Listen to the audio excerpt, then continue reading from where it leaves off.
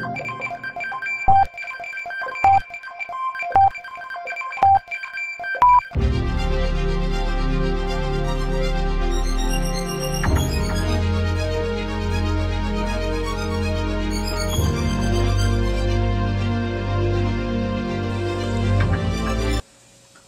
and welcome to the week of January 14th through January 20th.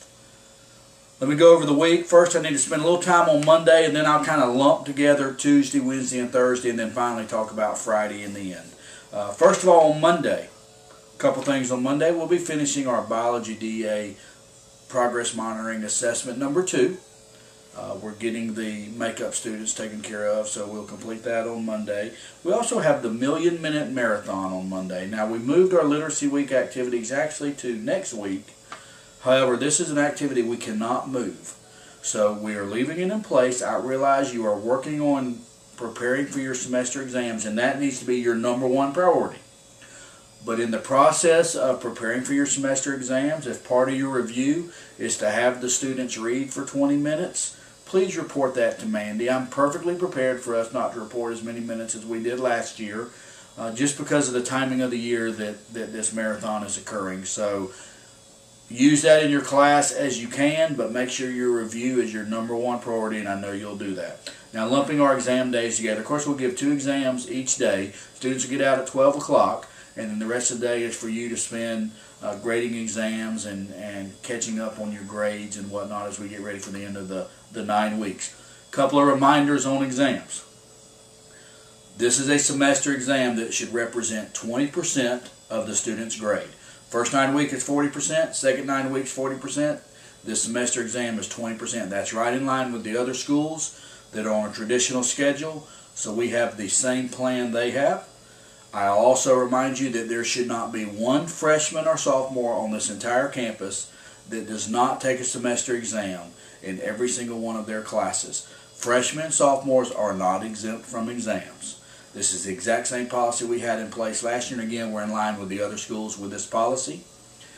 Exemptions do not start until 11th grade. Make sure those freshmen and sophomores are taking those exams, and please make sure that exam is of the appropriate length. Again, your exam should represent a fair representation of 20% of that student's grade. Exemptions start in 11th grade, so that's juniors and seniors that are eligible for exemptions. Remember, exemptions, Mr. Rao sent several emails out, but I want you to hear it from me, just in case you're not completely clear on it. Exemptions are based on attendance and the grade the student has in the class at the time the exemption is determined.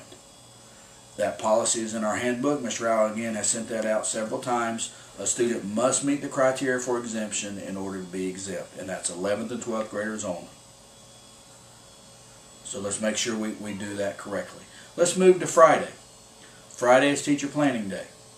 I'm not scheduling any meetings on that day. I think we had a meeting scheduled already for a small group of teachers, some RTI Tier 2 teachers that Mr. Smith is going to keep in place. That's our best time to take care of that meeting.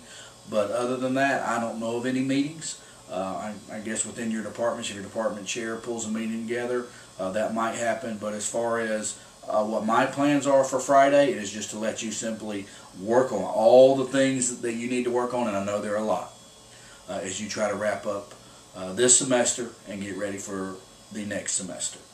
I need to send I don't have a cap, but or a hat, but a tip of the hat out to Joe Mobley and our algebra team. For those of you who did not hear, last Thursday we received our algebra retake results, and we are so proud of the work of Coach Mobley and those algebra teachers from last year.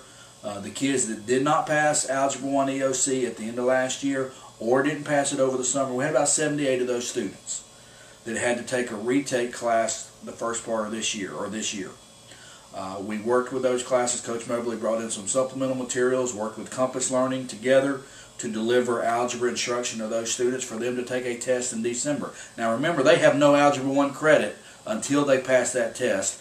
Even if they made an A in the class from last year, they do not get credit until they pass the EOC. He worked with that group, and I'm so proud to say 51% of the students that he worked with passed the EOC in December. So we are very proud of those students and very proud of the work of of Coach Moberly, our tutors. Mr. Rowell had a great plan with our algebra team that seemed to work great. Great job, Coach Moberly. Great job, algebra folks. 51%. That's a number to be proud of at this point when we're talking about retake kids especially. So great job.